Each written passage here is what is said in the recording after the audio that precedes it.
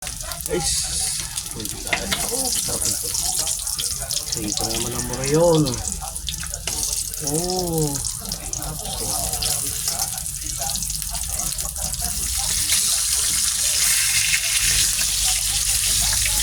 pork chop.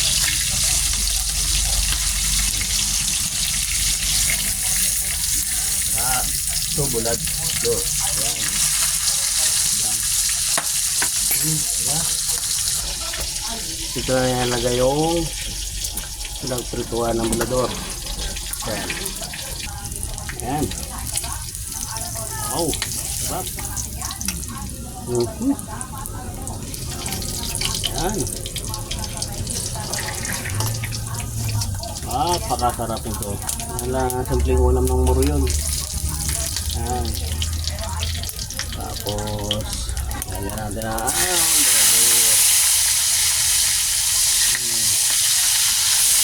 ngayon ako muna magprito ng tilapia. Ng tilapia ng pork chop. Para i-gilid lang natin yung paborito po to, no? Ang kaibigan si Samuel Lalo. Pakasarap yan. Ayan. Ating plating, eh. Napakasarap. Ayan. Ayan.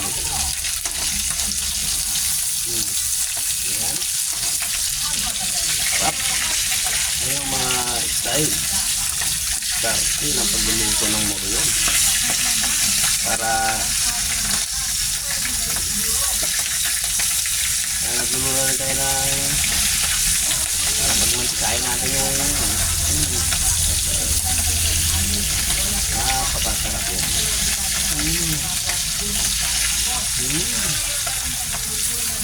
Okay na to.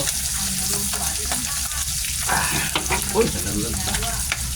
Tingnan nyo. Ito nilagay yung pork chop. Tapos i-mix natin to. Ayan. Ito ako magluto pa sa inyo. Yung tinatabi ko lang dito. Ayan, para matilid yung mantika. Hindi alam ng mga kabataan yun. Yung millennial. Mga millennial, wala alam yun. Kundi magsilpon na magsilpot kakain nila. Shoutout sa inyo. Mga millennial. Ibahin nyo kami. Mga 1980s. Diba?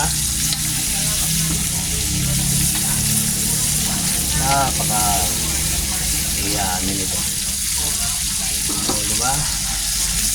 Napakasarap yan. Yan ang sikreto doon. Ayan na, napakasarap niyan. Iwan ko lang sa inyo kung hindi kayo takam-takam yan. Tapos ito yung ating sinaing.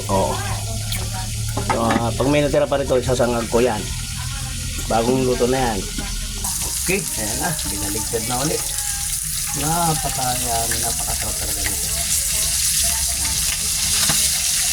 Ayan naman, napaka-basic lang.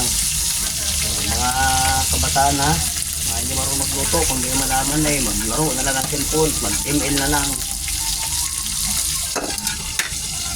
Ayan, okay na yan. Diba? Technique na yan. Okay, ayan na yung ating niluto. Napakasarap.